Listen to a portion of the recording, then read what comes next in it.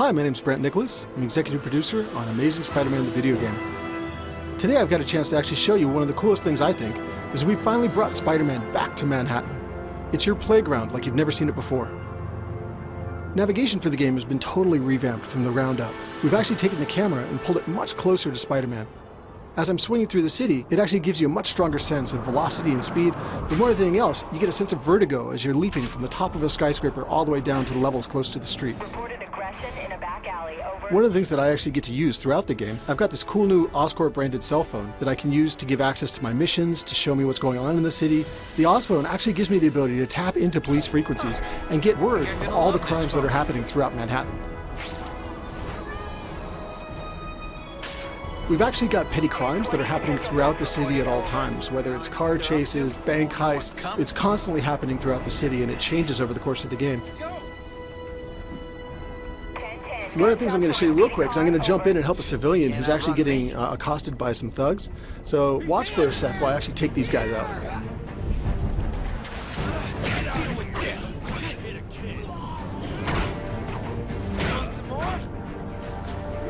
Combat's been totally reworked. It's much more agile and speedy, it's much more acrobatic. But one of the things that I like the most is as I beat these guys, I get experience and points that I can use to unlock new powers, new abilities, upgraded combos, upgraded moves.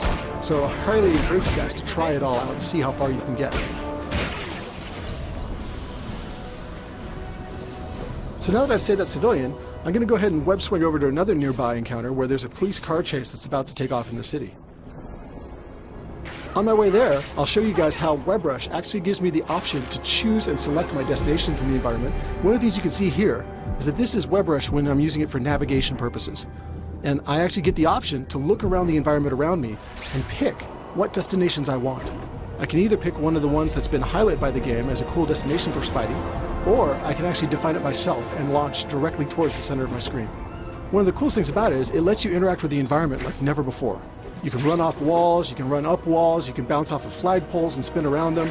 You can go down the street, run along the length of a bus, leap up and catch a light pole and fly away from there. Progress over. Consider it done. So now as I'm overhead looking down at the area below, you'll see that in my WebRush choices there's actually a green vehicle down there. If I choose that, then that means I'm going to kick off a police car chase in the nearby area.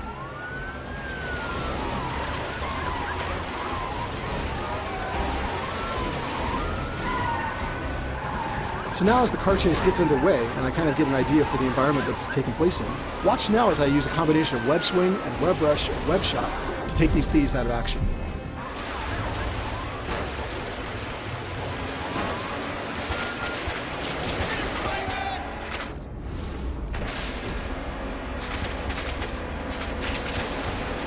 And on to the next one. We'll have plenty of time to complain.